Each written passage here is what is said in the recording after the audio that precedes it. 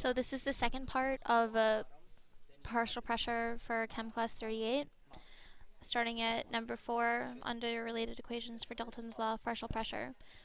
Hydrogen gas was collected over water at a pressure of 102.5 kilopascals and a temperature of 25 degrees Celsius. After sealing the container, it was heated to 210 degrees Celsius. What is the final pressure of the dry hydrogen gas? So the first thing you need to do is find a pressure of the gas, and you can do that by doing pressure of the hydrogen gas, the wet hydrogen gas minus the pressure of the water vapor, in order to find the pressure of the dry hydrogen gas, which is 99.3 kilopascals. To convert Celsius to Kelvin, you need to add 273. So 25 degrees Celsius plus 273 equals 298 Kelvin. And for the second temperature, you do the same thing, 210 degrees Celsius plus 273, and you get 483 Kelvin. An equation that you can use is P1 over P2 equals P2 over T2 because they have a direct relationship.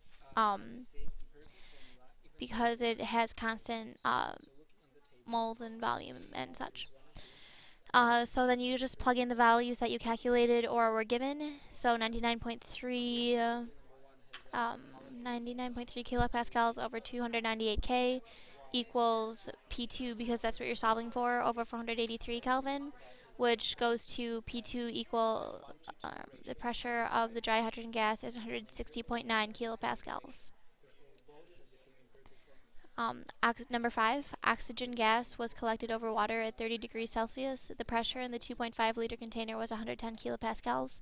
If the container was allowed to expand to 7 liters, and if the temperature was decreased to negative 30 degrees Celsius, what is the final pressure of the dry oxygen gas? So just like number 4, you have to find the pressure of the dry oxygen gas by subtracting the pressure of the water vapor at 30 degrees by the total pressure. So 4.2 is kilopascals is the pressure that correlates to 30 degrees Celsius. So 110 for total pressure minus 4.2 pressure of the water vapor equals 105.8 kilopascals of the dry oxygen gas. Temperature 1 equals 30 degrees Celsius plus 273, which equals 303 Kelvin. Temperature 2 equals negative 30 degrees plus 273, which equals 243 Kelvin. You can use the equation P1 V1 over T1 equals P2 V2 over T2. And then you can just plug in the equation, or the calculated and known values, into the equation. So 105.8 kilopascals times 2.5 liters over 303 Kelvin equals P2 times 7 liters over 243 Kelvin. And then you can rearrange that equation to solve for P2, which equals 30.3 kilopascals. So the final pressure of the dry oxygen gas is 30.3 kilopascals. Number 6. A quantity of oxygen gas was collected over water at 30 degrees Celsius in a 475 milliliter container. The pressure in the container was measured to be 105 kilopascals. How many grams of oxygen gas were collected?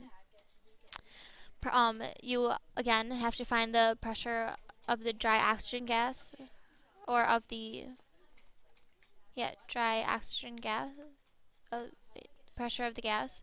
So you do the oxygen gas minus the water vapor, which is 105 kilopascals minus 4.2 kilopascals, since 4.2 kilopascals correlates to 30 degrees Celsius, and you get 100.8 kilopascals. You can find the molar mass of the oxygen by doing 16 grams per mole, since that's the atomic mass of oxygen, times 2, since oxygen gas is O2. So you have 2 moles of oxygen, which is 32 grams per mole. There are 1,000 milliliters in a liter, so 475 milliliters correlates to 0.475 liters. And then temperature is 30 degrees Celsius plus 273, which is 303 Kelvin. Then you can plug those values into MPV equals MRT. So 32 times 100.8 times 0.475 liters equals M times 8.31 times 303. You can rearrange that equation to get 0.608 grams. So 0.608 grams of oxygen were collected. Thank you for listening, and I hope you learned something.